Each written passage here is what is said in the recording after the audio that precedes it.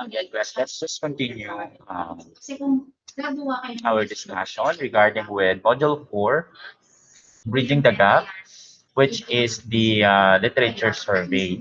So, class, this is very important because we're talking about survey, we're talking about questions, and we're talking about some related literature, the importance of them in shaping your thesis study. Okay. So, of course, at the end of the lesson, we expect that you know how to select, cite, and properly synthesize related literature in your thesis study. And you have to use sources according to ethical standard. And of course, you have to present a written review literature. And of course, prepared a well-drafted and coherent review of related literature. So this is what we expect of the review and of the discussion. And Linus Pauling said the best way to have a good ideas is to have a lot of ideas. So I don't have to explain it further, but basically, if you have so much ideas, then definitely you can justify or you can explain well, you can connect, or yeah, you can connect your ideas to or to relate your ideas to literature or things like that. Because how can you give something if you don't have? Better that you have a lot rather than nothing. So, what are the sources of information in this digital age? Remember, class, nowadays there's a lot of information scattered over social media or even internet. No? So you have to be careful. Make sure that you know how to check a credible site or a credible information, so that your work or your thesis will not put into uh, your work will not put at risk. Okay. So the literature search satisfies the function of what? Establishing what knowledge is available in the field. You have to determine the next logical step to create novel facts, like developing an argument requires information, which is also found in many forms of literature. So an argument may be classified as discovery or advocacy. So what is the difference between discovery or advocacy? So discovery is deals with realizing the concept already found by other researcher in the field. These studies are already existed. So this is also a good way where you can where you can find something that is relevant to your study. Okay. Advocacy, it also focuses on understanding the limitation of past studies. Discovery involves searching for information and synthesizing what is relevant to a proposed study. It requires objective evaluation and constructive criticism in relation to whatever information is useful. So this is what we call advocacy.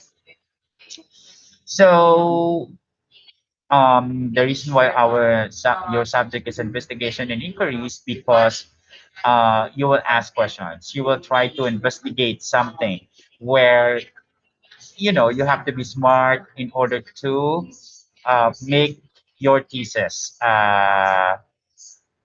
to strengthen your thesis. Okay, so digging deeper into the extent of the knowledge that was reported. This is one of your responsibility. And also you have to check the accuracy of that knowledge disseminated to the public. Is this valid? Is this real? So things like that. And linking it to your proposed study. Is there any connection to your proposed study? So, function of an effective literature review, it's a review of literature is effective in providing firm foundation to a proposal if it earns the nod of the screening committee of a funding institution, which will evaluate your proposal. So, remember, class, you will ask me, sir, why is it there is a related literature in your thesis study? So, the purpose for that is, of course, to evaluate your proposal if there's any reason why. I mean, what are the reason? What are the foundation of your proposed study? So there, you will get some review of literature for you to be able to make your thesis much credible. So number one is the purpose for the the function of an effective literature review is number one, updated reports and well-tracked chronological events in the scientific field, as shown in your review of related literature, give the impression that the researcher has a complete grasp of what is happening in that particular discipline. So remember, class, you are a 21st learner. So basically, you will get some literature from the past. And of course, you have to double check if that study is still available or applicable or already obsolete. And just to make sure that you are updated in any literature study or literature. So an effective literature review avoid biases that have influenced the outcome of the proposed study. Researchers have to rely on validated information and not on preconceived judgment according to their own understanding of the situation. So yung salita nating tamang hinala is not allowed here. As a researcher, you have to make sure that it's undergone or undergo to the right process for you to be able to come out the valid result. Okay. So now, an effective literature review class, it's really avoid the biases. So if you know how to get or to understand the process of getting the literature to connect it to your proposed study, then therefore it will help you out to avoid biases. That's the reason why uh, this one is existed in thesis format. Okay? And of course, comparing your thoughts with other researcher, findings will fortify your assertion. A review-related literature help them see the relevance and objective of a proposed study and decided to award a research grant or not. Okay. So, wait for a moment.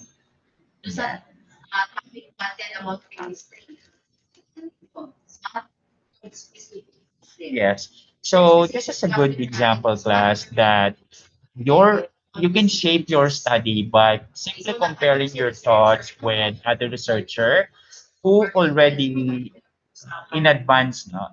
They're already in advanced stage where most of their studies are already validated.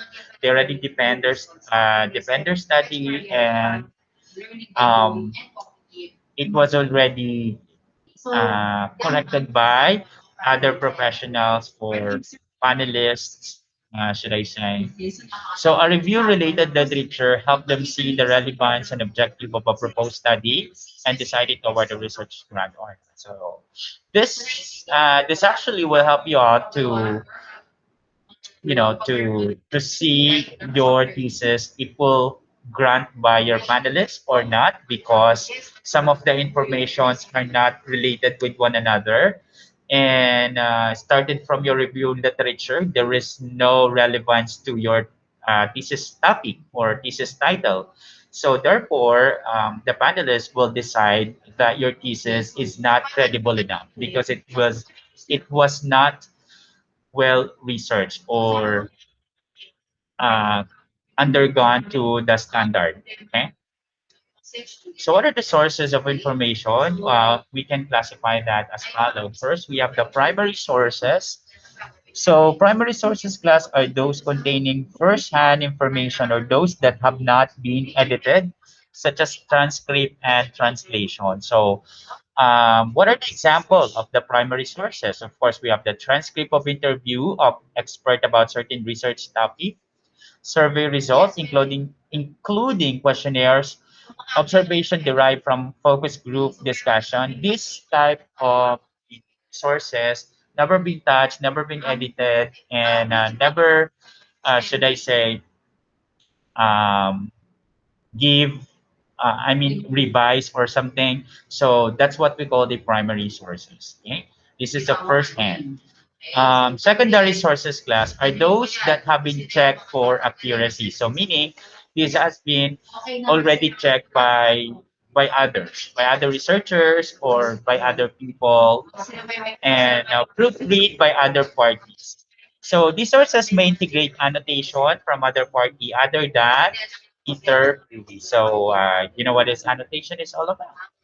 Um, what are the example of the secondary sources? We have books, websites, lectures and presentation, journal articles, newspaper article, indexes, databases, bibliographies, and abstracts. So these informations are already collaborated by the author or by the writer to put it into one context, like books or websites. So meaning these are already exposed in social media, and a lot of people seen it, and professional also corrected it. So things like that. Secondary sources will help us what? To what? To to compare our work or your proposed study, should I say, so that you can be able to shape your thesis. So interviews class can be done with an expert or any individual that may have direct knowledge of the subject matter. So interview questions have to be focused on what you intend to find out. And interview can be done via email, either the phone, or in person. So depending on the nature of the interview and the capability of the research team, sometimes in interviews it's outsourced or commissioned that is conducted by an independent third party. So remember, class interviews is very important. Like for example, if you're applying for a job, the interviewer will ask you questions, right? The purpose for that is, of course, um, to get information. And aside from getting information, at least they will have impression and know you better, how you think, how you how you do your judgment in a particular situation. So things like that. So interviews class are of course, this is not just a question because they wanted to ask it. So these questions is shaped and aligned to what the company needs. Okay? Kaya nila tinatanong yan, class, sa Tagalog pa, kasi gusto nila ang question na yon ay may rason, may purpose, no? Those questions are made by psychologists, things like that. So professional people who made that question so that they can able to what to get what the company needs now. Kaya ganun yung mga form of questions nila because the questions is related to the work you will be doing in their company. So same with your proposed study, no? Kaya ka magtatanong because you wanted to gain an information to shape your proposed study. Okay? Next is survey. It is a more formal means of acquiring information. It's actually enable to researcher to acquire both qualitative and quantitative information. So a far cry from an interview in which quant quantitative information is limited. And by the way, class, a survey can be administered either online or it can be in person or over the telephone or your mobile phone. And obtaining information via an interview or a survey is a tedious process, right? Why is a tedious process? Um, because sometimes you will not get the answer right away when you put it to email, especially if you are trying to or to get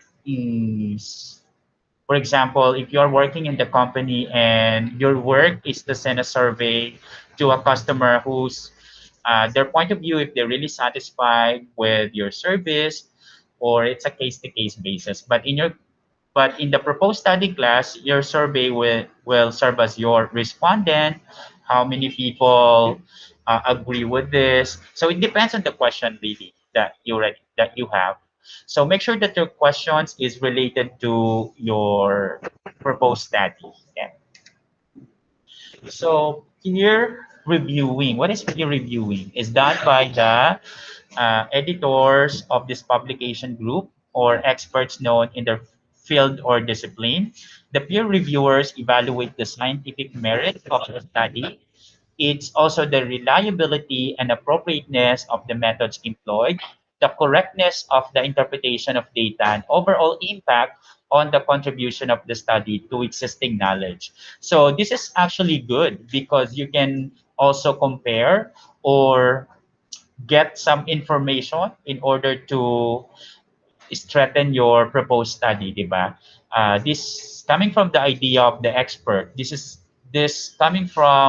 idea coming from professional, or should I say already master in their field. So you can also make this as your source so that you have at least um, something to a foundation of your questions, or a foundation of your related literature study. Okay. So what is macromolecules?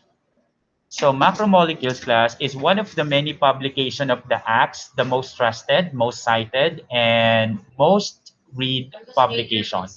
So remember class that thesis study, it has more on science, when it comes to survey, when it comes to questions, when it comes to experiment.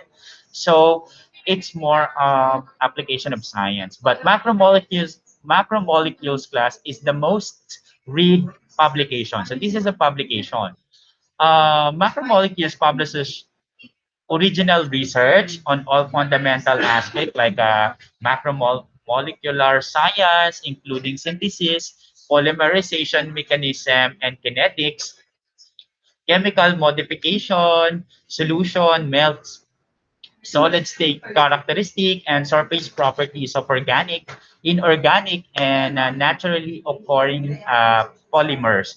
So class, some of the terminology here might be probably jargon for you, or it's not really clear, but of course, these are more in the field of science. When we do our thesis, remember class, there is an application always in science when it comes to experiment, when it comes to formulating your title, there is always a touch of science in there eventually. Okay? So in my part, I can help you out when it comes to journal articles because this is something that I am expert about. Journal articles contains an abstract or a section that summarizes the content of the paper, including significant findings. You may also access collection of abstracts such as chemical abstracts, research abstract, database maintained by for example, one of the good on that is the University of North Carolina. Pwede rin yung educational research abstract, studies of women and gender abstract online, and research into higher educational abstract. So if your topic is related to this, might as well try to check this kind of articles.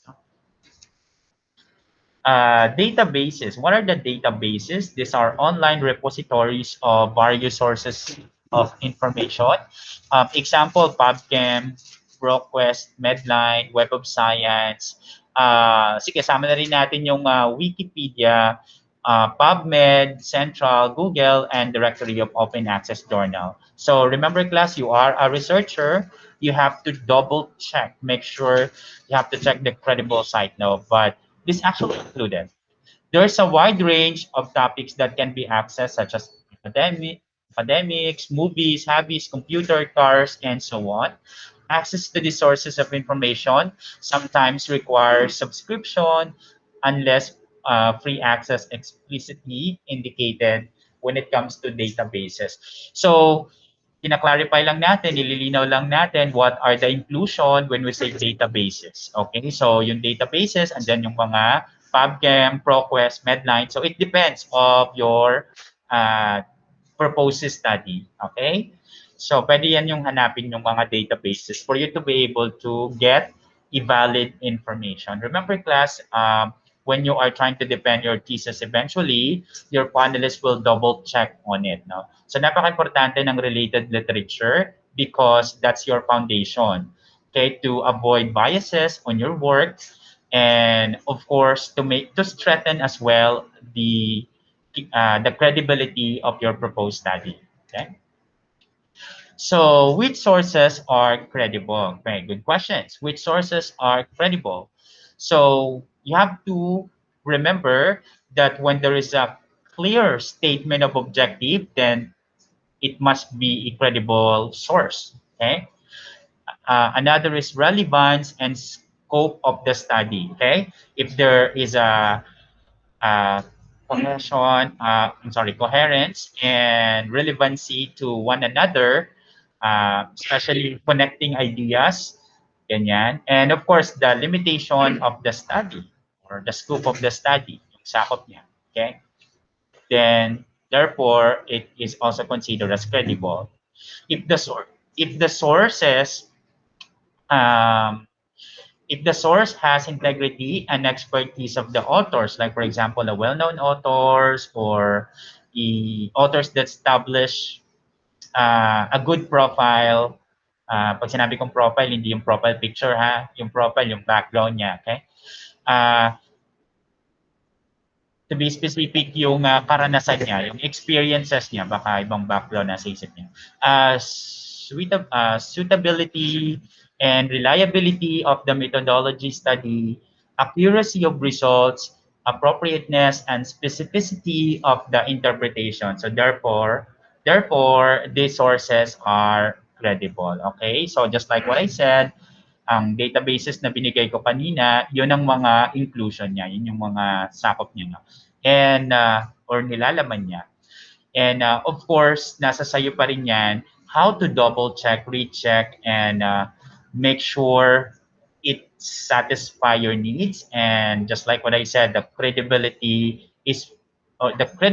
are present, no, sa mga sources na nabanggit ko or sa mga databases na nabanggit ko. So last is what we call bibliography. What is the role of bibliography in your proposed study? So bibliography cards were prepared to catalog materials kung gusto nyo magkaroon ng idea what's bibliography. Computer software, just so you know, such as EndNote, RepWorks, and ProSite can be used to abstract all literature and materials to be used in listing down references for the review. Okay, to make your life easier, no? When it comes to bibliography, you can actually use that.